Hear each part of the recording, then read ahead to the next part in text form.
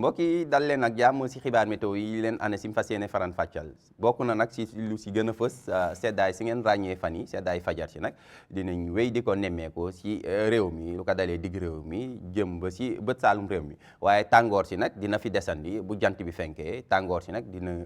dinañ ko gën a ràññee si diwaan yi nekk foofee sa digg réew mi bu ñu xoolee sunu naataalu satellite bi naataal ji mu ngi woon ab jaww ju dal daanaka jaww bu bëriwul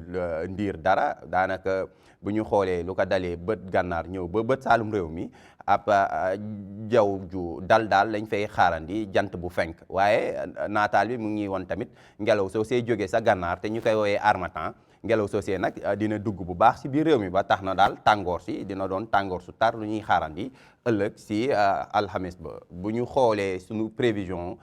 lu ko dalee tey si guddi jëm ëllëg sa fajar dinañ gis ni seddaay si dina dugg bu baax seddaay si dina gën a dugg sax si biir réew mi si lu ko dalee digg réew mi ñëw ba ci foofee ci bët saalum réew mi daanaka fukki degré ak ñeent dinañ ko xaarandi si gox-goxaan yu bëri lu ko dalee Ziguinchor Sédhiou Kolda dinañ ko xaarandi tamit foofee sa Thiès bu ñu ñëwee si digg réew mi dinañ gis ni tam seddaay si dina fa desandi dinañ xaarandi fukki degré ak juróom sa Kaffrine dem ba fukki degré ak juróom-ñeent si yenn gox-goxaan yi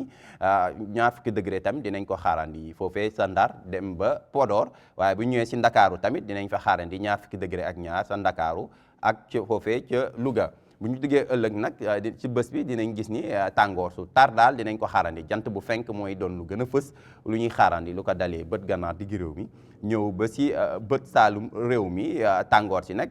tàngoor su yëmambaay lay doon si diwaan yi nekk si bët saalum réew mi Ziguinchor Sédhiou Kolda dem ba Kédougou ndax tàngoor soosé dina jógee si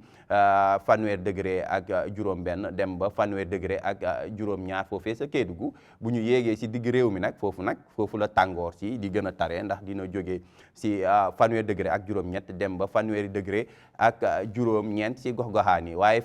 ñeent fukki degré ak benn mooy doon tàngoor su gën a tar te dinañ ko xaarandi foofee sa Kaffrine sa Ndakaaru nag tàngoor bu yëmamaay daanaka la ñuy xaarandi ndax fanweer degré ak ñaar lañ fay xaarandi mbokk yi daal si tënk jàpp leen ni seddaay si dinañ wéy di ko nemmeeku si biir réew mi ndax seddaay si sax dina wàcc ba fukki degré ak ñeent si gox-goxaan yu bëri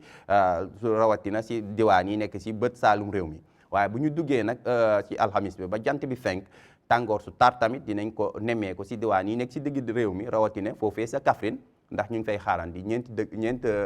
ñeent fukki degré ak benn mbokk yi lii moo fi ruusoon si ay xibaar météo ñu ngi leen di jox dig daje ba ëllëg wasalaam